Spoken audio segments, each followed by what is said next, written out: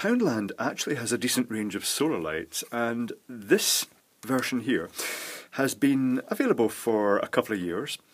But now, in 2015, this is a new lamp, a new version of it, and it's quite sensible what they've done, in a way.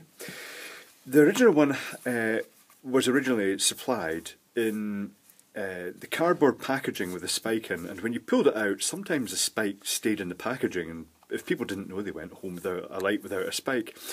In the new version, the spike is built in, so that actually it's slightly narrower at the base, so that it actually comes out the packaging without sticking and saves space. Another thing that annoyed me about this one is they shoved it in the carrier bag as it was, and it promptly burst right through the carrier bag.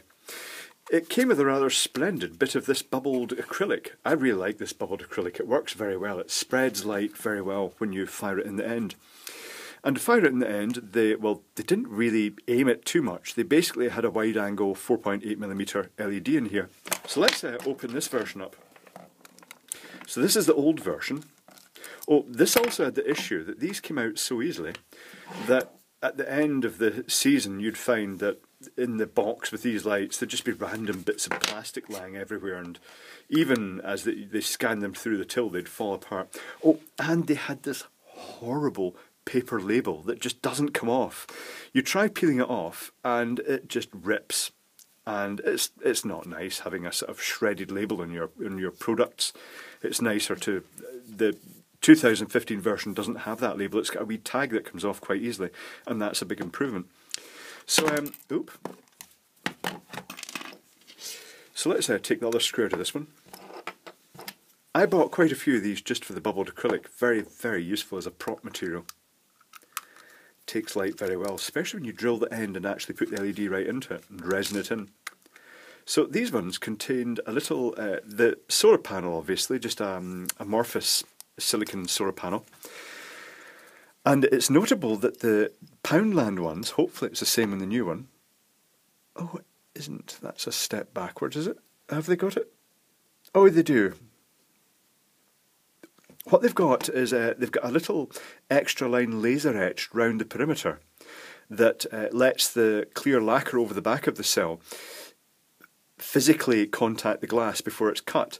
And what it means is that with some of the early solar panels that use these amorphous silicon ones, which the silicon material is deposited directly onto the glass, it used to, if they got wet, and in this case you can see water is definitely going to get down the side here, if it got wet it would eat in from the sides. But with these ones, because they've got that little well line, it actually reduces the risk of that happening.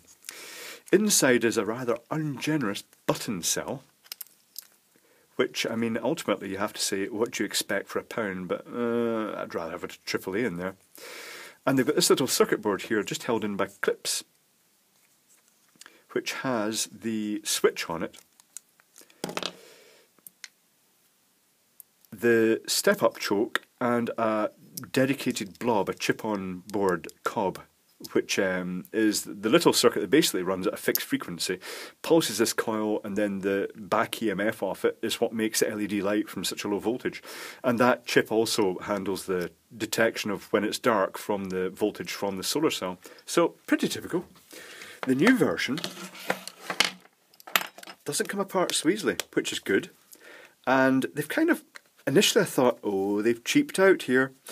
But they've got the acrylic in here, the bubbled acrylic, but if you take a close look at it, you'll see there's a plastic shell, and that comes apart, and it's just a thin rod of the bubbled acrylic, which I like in its own right. I quite like that. That's quite a neat little bubbled acrylic rod. The thing about the bubbled acrylic is that when you fire light down it, it's almost like a fibre optic. It guides the light down, but because there's tiny little bubbles injected as it's extruded, those bubbles basically light up. They act as little lenses inside with the different refractive index, like almost, I suppose, like little mirrored balls, and they project the light out the side as a series of dots, and they're very good. They're great in television applications because the camera sees the sharp points of light, so it means that even for a fairly low intensity light source, you get quite a bright sparkle of light from it, which is good. So that just sits into this plastic frame here. Another half sits on, and it locks in tightly into these pipes. the support pipe, which has the spike built in. And the length of the spike this time is such that it just goes right inside the body without... With the other one, if you had the plastic rod in and you put the spike and tried to pop it in, it would fire the plastic rod out the other side. So that's an improvement. This is an improvement, this bit here. And the body is an improvement because it sits on snugly on that, and it's got a focused 5mm LED. It's got the solar panel on the top here. It does have that little well round it, which is good. Let's open it up. See if there's any changes. Better switch arrangement, because the fact that the circuit board was clipped in before meant that sometimes the switch just pushed in. This one seems quite solid. Oop. Right, let's pop that off. Okay, so it's a button cell again. That looks as though it could take a AAA cell as well. Let's get a AAA and find out.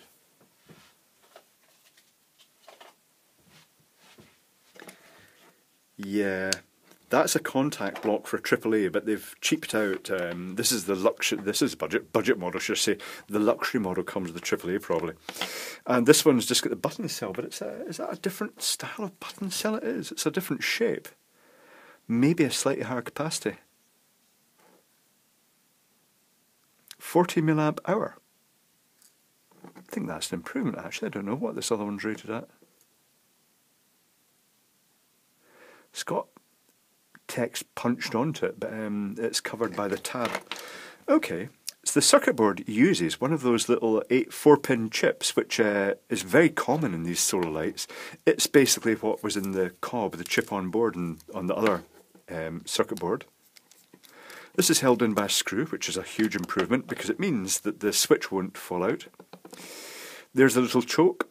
There's the chip. Let's read the number on the chip. Very common thing found in these lights. So here's my little microscope.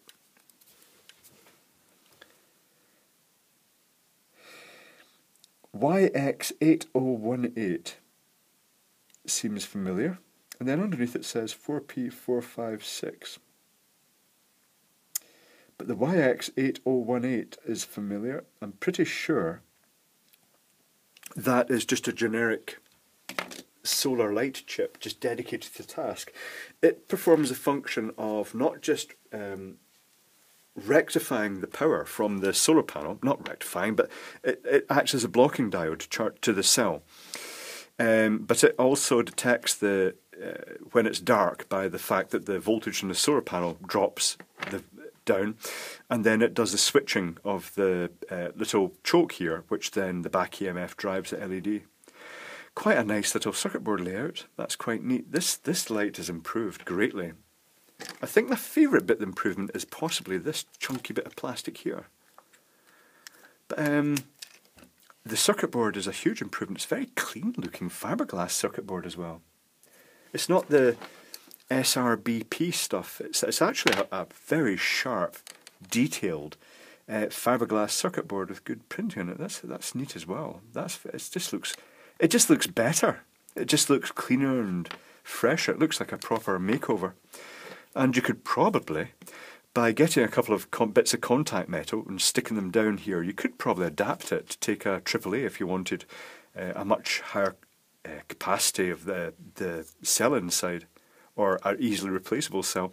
But having said that, it remains to be tested how long this lasts. Certainly, I've had some of these outdoors in the garden for a while, and they were pretty good actually. They'd lasted well.